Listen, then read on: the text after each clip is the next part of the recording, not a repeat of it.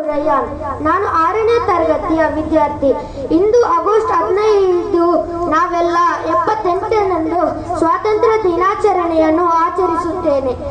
ಈ ದಿನವನ್ನು ಭಾರತವು ಬ್ರಿಟಿಷ್ ಆಡಳಿತದಿಂದ ಸ್ವಾತಂತ್ರ್ಯವನ್ನು ಪಡೆಯುವುದು ದಿನವಾಗಿ ನಮ್ಮ ಸ್ವಾತಂತ್ರ್ಯ ಹೋರಾಟಗಾರರು ಮಹಾತ್ಮ ಗಾಂಧಿ, ಮಂಗಲ್ ಪಾಂಡ, ಭಗತ್ ಸಿಂಗ್, ಸುಭಾಷ್ ಚಂದ್ರ ಬೋಸ್ ಅವರ ತ್ಯಾಗವನ್ನು ನಾವು ಎಂದಿಗೂ ಮರೆಯಲು ಸಾಧ್ಯ ಇಲ್ಲ.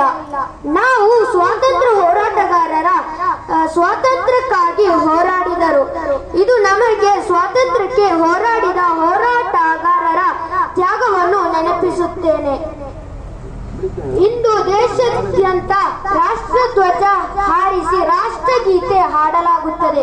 ನಾವೆಲ್ಲರೂ ಪೂರ್ಣ ಸಂತೋಷದಿಂದ ಆಚರಿಸುವ ಹಬ್ಬದ ದಿನವಾಗಿ ಈ ದಿನ ನಮ್ಮ ದೇಶದ ಏಕತೆಯನ್ನು ಪ್ರತಿಬಿಂಬಿಸುತ್ತದೆ. ಭಾರತೀಯ ಎಂದು ಹೇಳಲು ಹೆಮ್ಮೆ ಪಡೋಣ. ಭಾರತ ಅಭಿವೃದ್ಧಿಗೆ ಶ್ರಮಿಸೋಣ ಎಂದು ಹೇಳುತ್ತಾ ನನ್ನ ಈ ಪುಟ್ಟ ಭಾಷಣೆಯನ್ನು ನಿಲ್ಲಿಸುತ್ತೇನೆ. ಜೈ ಹಿಂದ್, ಜೈ ಭಾರತ್.